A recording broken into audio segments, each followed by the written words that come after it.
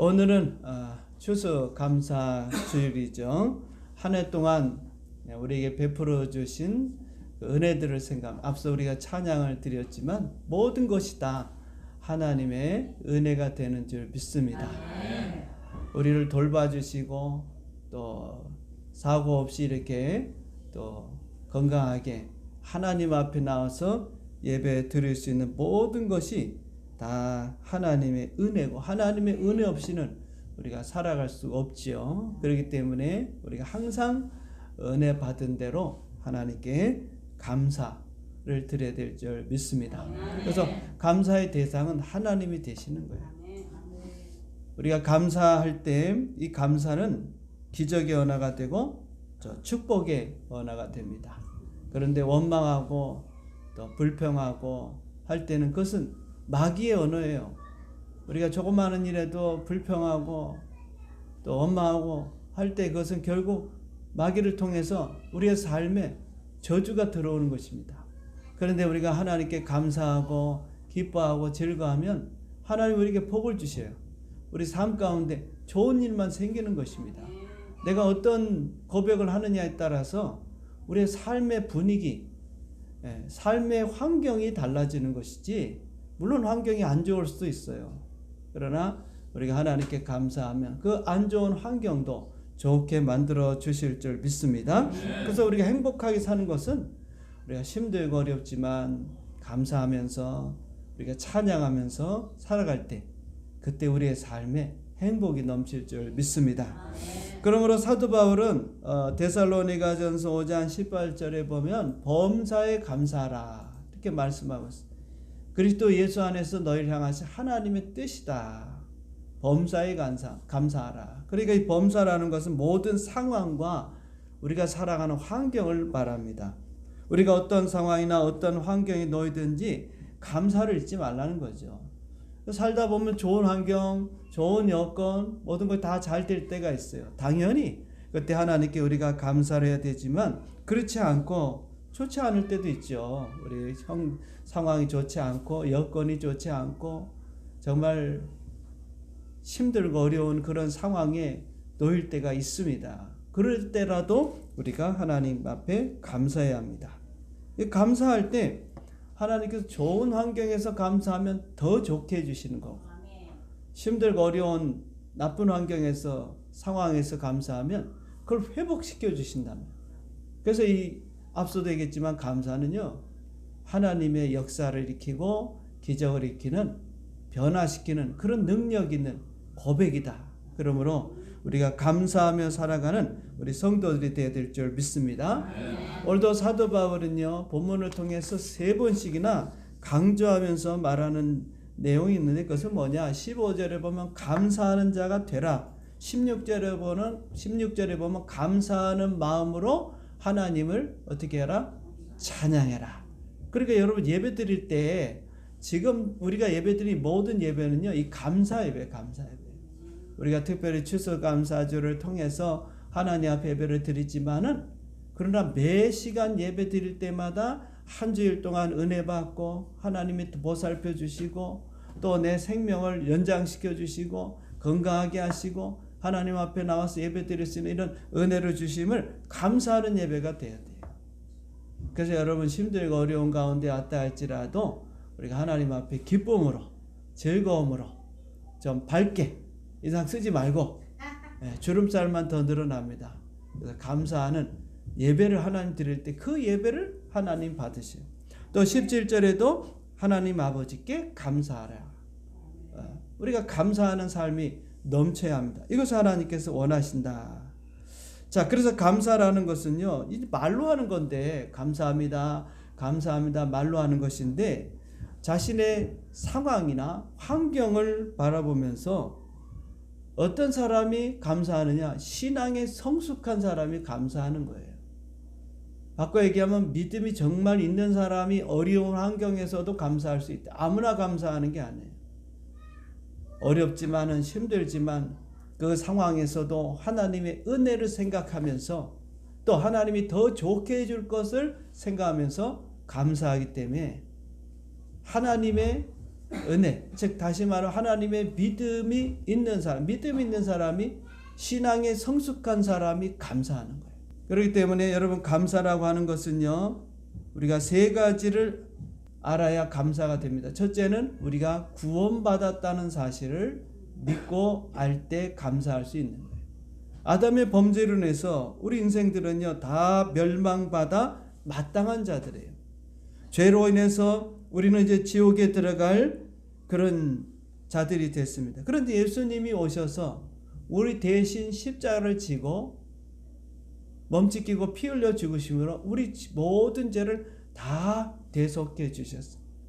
예수님이 피 흘려 죽으심으로 우리의 모든 죄값을 다 속량해 주셨어요. 그래서 우리는 모든 죄로부터 다 속량받은 줄 믿습니다. 에베소서 1장 7절에 보면 그 피로 말미암아 속량 곧 죄사함을 받았다.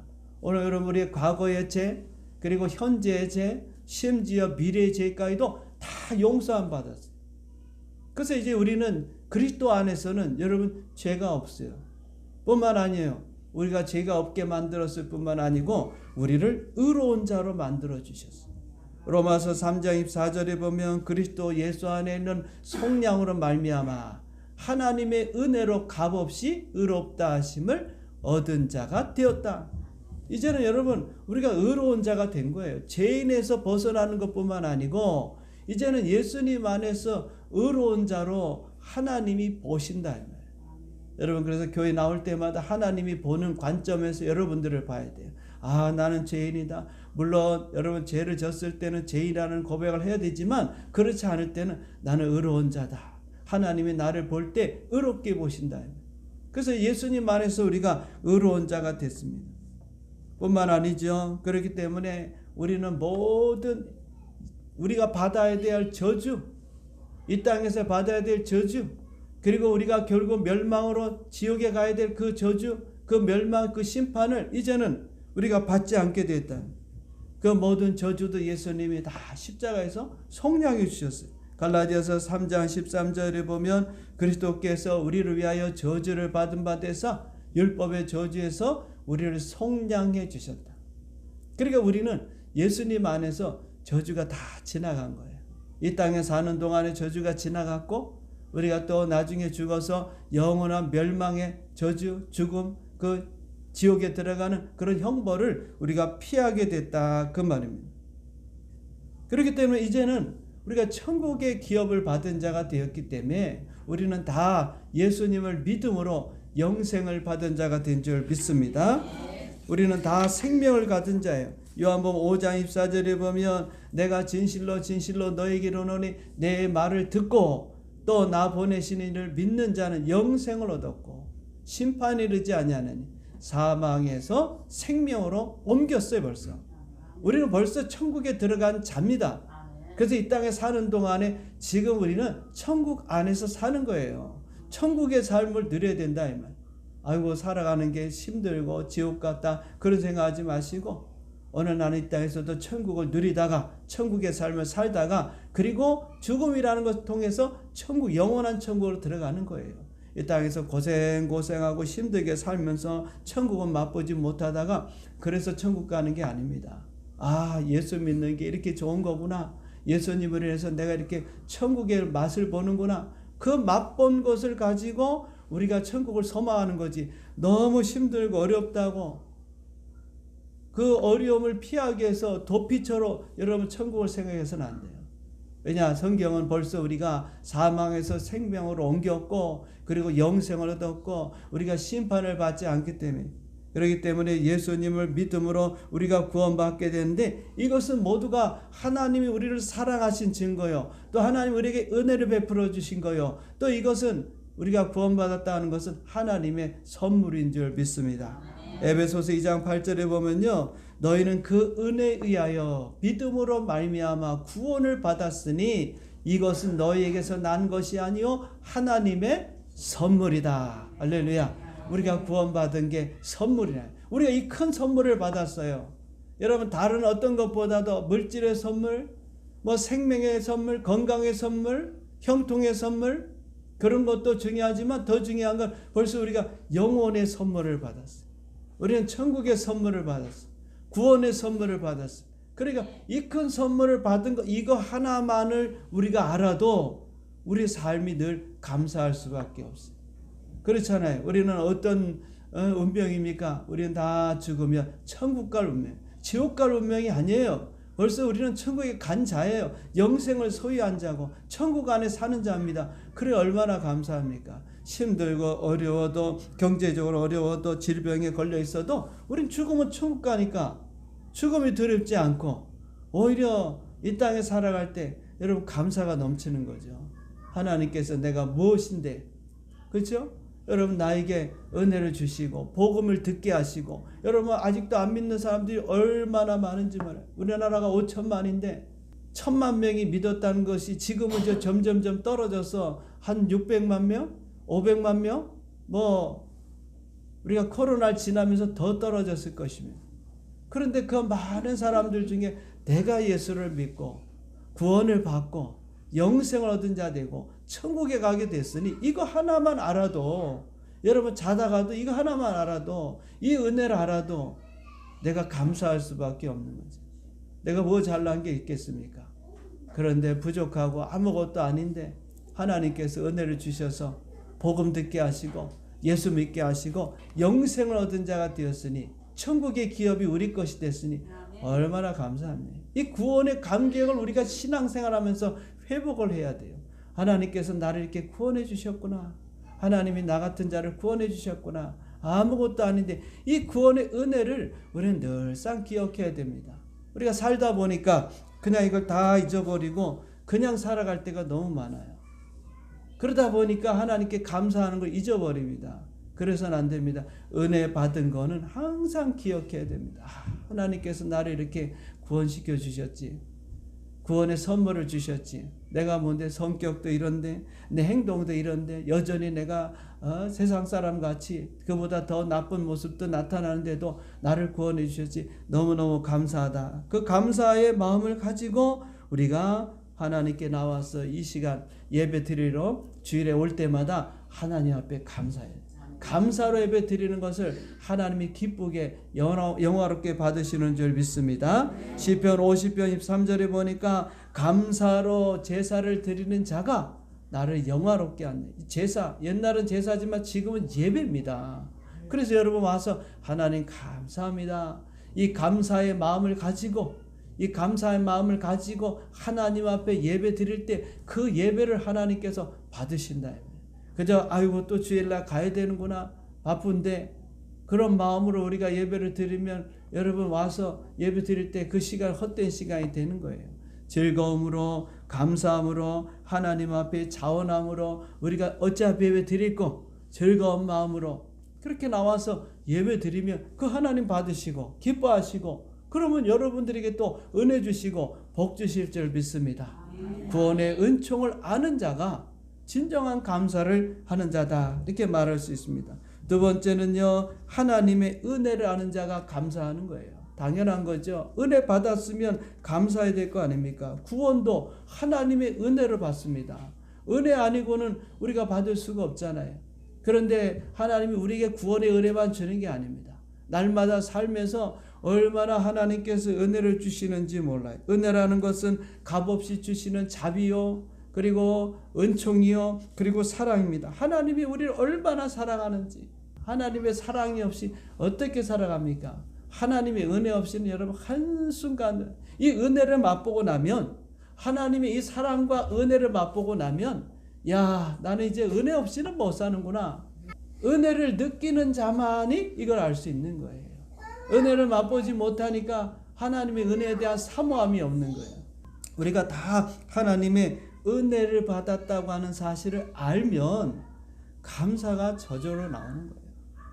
이 은혜를 받았다는 것을 모르니까 우리가 감사하지 못하고 때로는 불평하고 원망할 때가 얼마나 많습니까?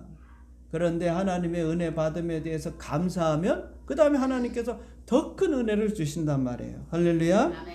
그래서 하나님께서 오늘도 이 감사하는 자를 찾으신다 그랬어요. 누가복음 17장에 가서 보면요, 예수님께서 한 마을에 들어가셨는데 거기 10명의 나병 환자들이 멀리 서서 예수님에게 도움을 청했어요. 예수 선생님이여 우리를 좀 불쌍히 여겨 주십시오.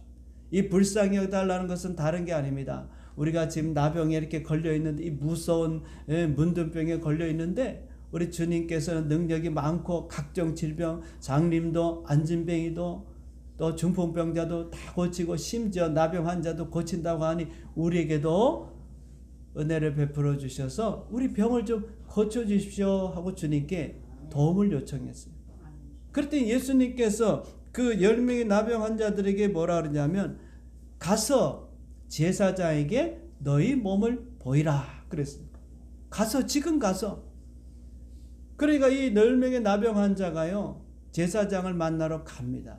왜 갈까요? 율법에 의하면 다른 병은 몰라도 나병은 제사장이 판단하는 거예요.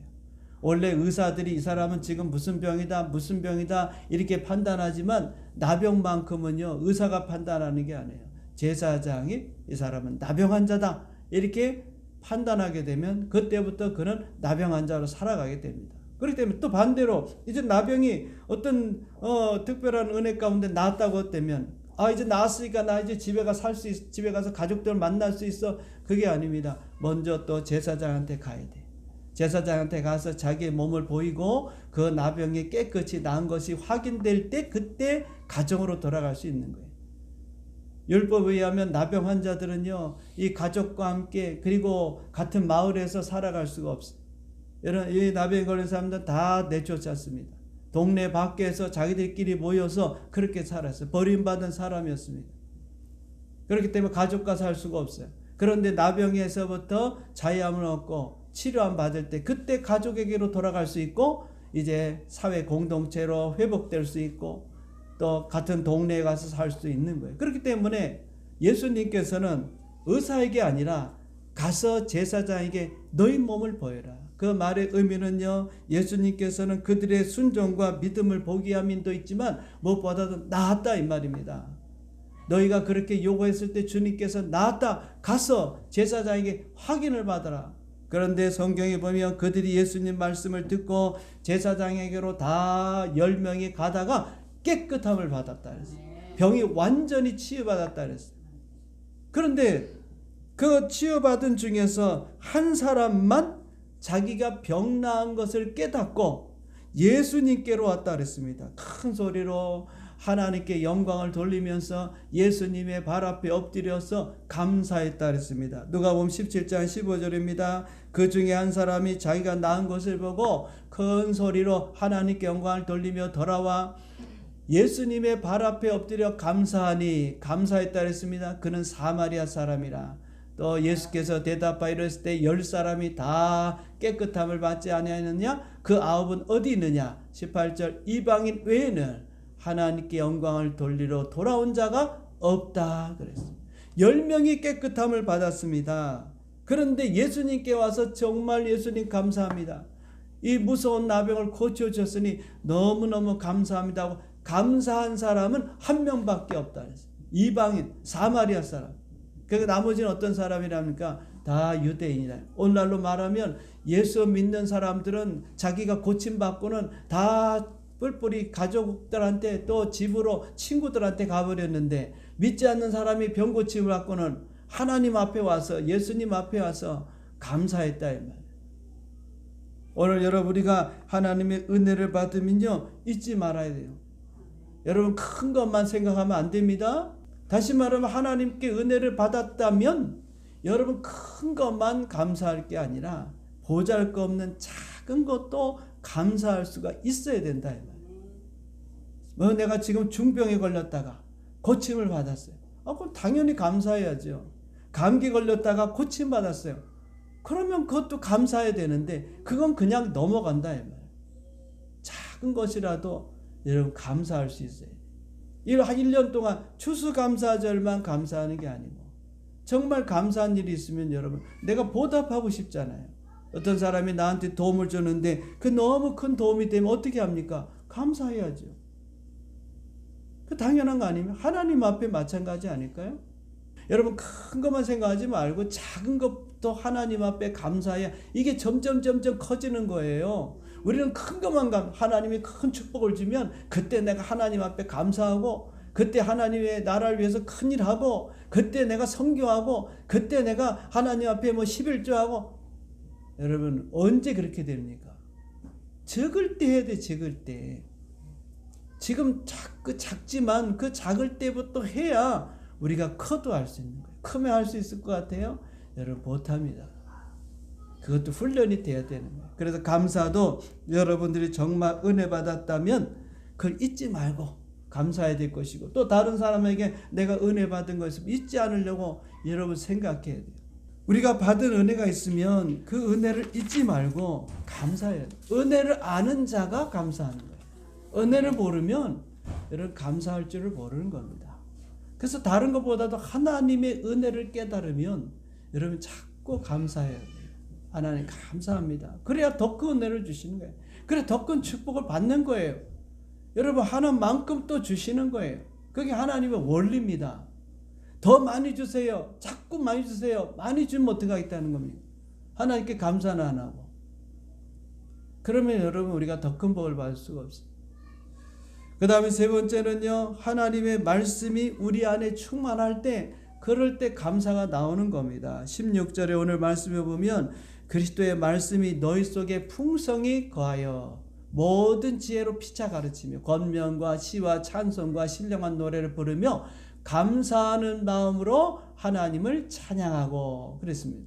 여기 보면 여러분 거한다는 말 있죠. 그리스도의 말씀이 너희 속에 풍성히 거한다. 이 거한다는 것은 뭐냐면 우리 속에 집을 짓고 사는 거예요. 우리 속에 집을 짓고 사는 거예요. 그러니까 하나님의 말씀이 우리 안에 와서 우리 마음속에 와서 자리를 잡아야 되는 거예요. 그런데 그 말씀이 풍성해야 되는 거예요. 그냥 몇 마디 아는 게 아니고 말씀이 내 안에 가득 차야 된다. 말씀이 충만하게 되면요, 여러분 불평과 원망과 불신이 사라집니다. 왜 원망하고 왜 불평하고 왜 불신이 생기느냐? 말씀이 없어서 그런 거예요. 말씀 우리가 얘기하지만 내 안에는 없다 이 말이에요. 왜 그렇습니까?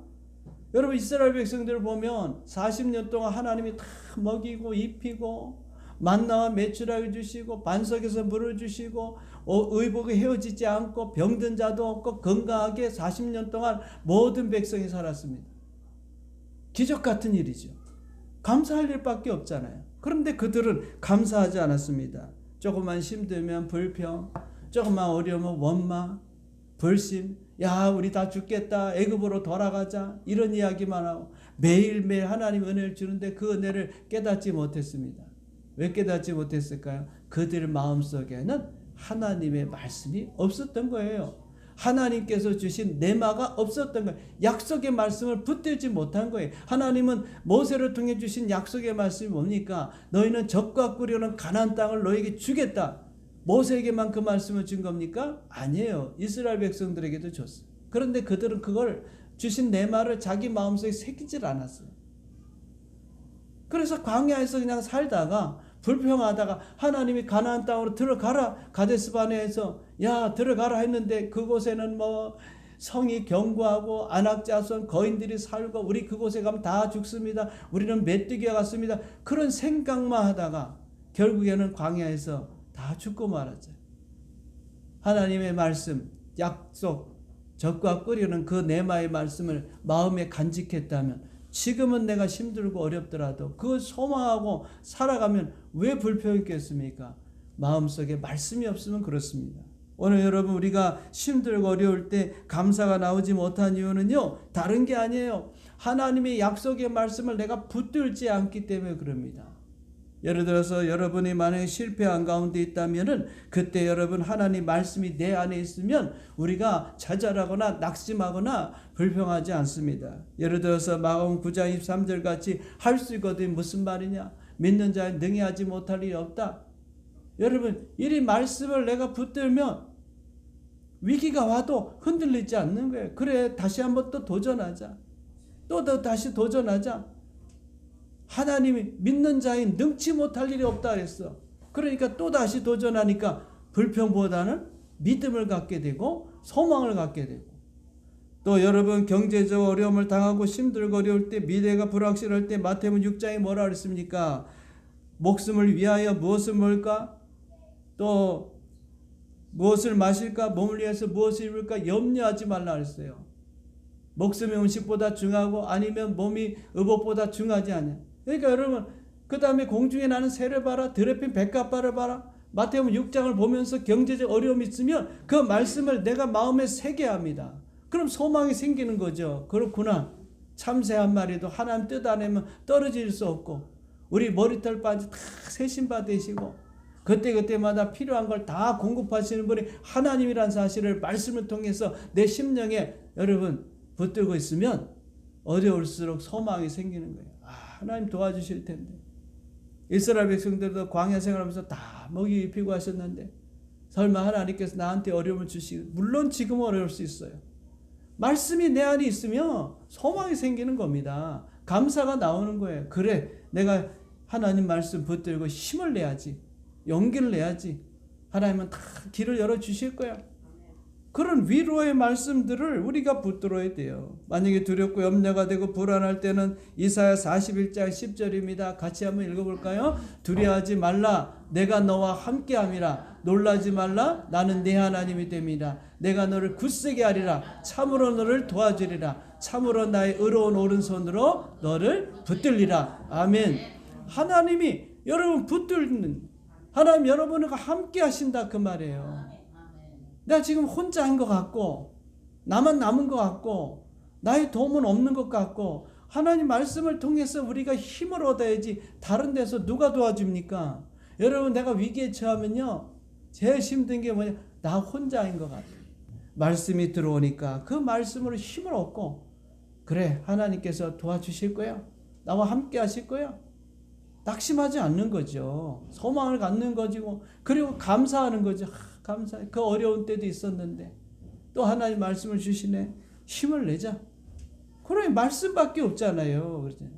사람의 말에도 힘을 얻는데 하나님의 말씀에는 더 힘을 얻지 않겠어요? 그래, 우리 말씀이 풍성해야 되는 거예요. 이럴 땐 이런 말씀, 저럴 때 저런 말씀. 여러분, 만약에 없다면 성경을 통해 찾아야 돼요. 나한테 위로줄 말씀이 없는가? 여러분, 마지막으로는 여러분, 내가 병들고 걱정이 될 때 출애굽기 15장 26절에 보면 나는 너를 치료하는 영, 하나님이 치료하시잖아요. 그럼 그 말씀을 붙들어야 돼요. 하나님이 살리시고 죽이시는 거니까 하나님밖에 없습니다. 하나님, 나를 살려주십시오. 치료해 주십시오. 고쳐주십시오. 하나님은 치료하는 하나님이 얼마나 감사합니까? 너 병들어 죽어라, 이 세상 살면 뭐하냐? 그러지 않으신단 말이에요. 나는 너를 치료하는, 나는 너희를 치료하는, 너희를 치료하는. 이거 얼마나 위로가 됩니까? 하나님이 치료해 주신다는데. 그러면요, 그 말씀을 다 붙잡고 우리가 그 말씀이 내 안에 있으면 감사가 절로 나는, 하나님이 치료하실 텐데. 하나님이 치료할 때 뭐 걱정합니까? 하나님이 다 지켜. 우리가 시편 91편에도 보면 각종 전염병과 또 여러 가지 악한 어둠의 세력들이 우리를 해치려고 해도 하나님이 다 보호해 주신다고 하니까 두려워할 게 없는 거예요. 시편의 다윗은 나를 죽이려 하는 자가 1000만인이 넘쳐 흘러도 나는 그것 때문에 두려워하지 않고 언제나 밤에고 낮에고 주님만 바라보고 나는 편히 자겠다 그랬습니다. 말씀이 있으니까. 여러분, 오늘 우리는 얼마나 복된 시대에 삽니까? 하나님의 위로의 말씀, 능력의 말씀, 진리의 말씀, 이 말씀이 우리를 붙들고 있다. 그래서 이 말씀이 내 안에 풍성히 넘치면 감사는 저절로 나오는 거예요. 하나님께서 이렇게 해주시는데 감사합니다. 하나님, 저를 붙들어 주시는 거예요. 저에게 용기를 주시는 거예요. 저에게 힘을 주시는 거예요. 그때 감사가 나오는 거예요. 그러나 말씀이 없으면, 내 마음의 말씀이 없으면, 내가 붙들고 있는 말씀이 없으면 감사가 나올 수가 없어요. 내 환경, 내 여건, 내 처지, 이 상황에서 무슨 위로를, 우리가 어디 소망을 두겠습니까? 점점 나빠지는 것 같고, 점점 안 되는 것 같고, 점점 더 불행하게 되는 것 같은 느낌만 들고. 그런데 우리는 하나님이 소망의 말씀을 주잖아요. 내 시작은 미약하지만 내 나중은 창조. 그 말씀은 다 붙잡아요. 저는 이 말씀 붙들어요. 하나님께서 내가 그동안 산, 이제 앞으로 내가 남은 생애는 하나님이 잘 되게 해주실 것이다. 그런 마음 갖고 살면 되잖아요. 말씀 붙드는 거니까. 그 말씀이 진리라는 걸 난 믿으니까. 그러면 저절로 하나님 감사합니다. 감사가 저절로 나오는 거예요. 그렇기 때문에 오늘도 하나님 말씀이 우리 가운데 풍성히 거해서 우리가 이 추수감사절을 통해서만 감사할 게 아니라 또 이 추수감사절을 통해서 우리가 더욱 하나님께 좀 감사드리고 그리고 매주 모일 때마다 하나님께 감사함으로 더 큰 은혜, 더 큰 복을 받는 우리 성도님 다 되시기를 주님의 이름으로 축원드립니다. 아멘.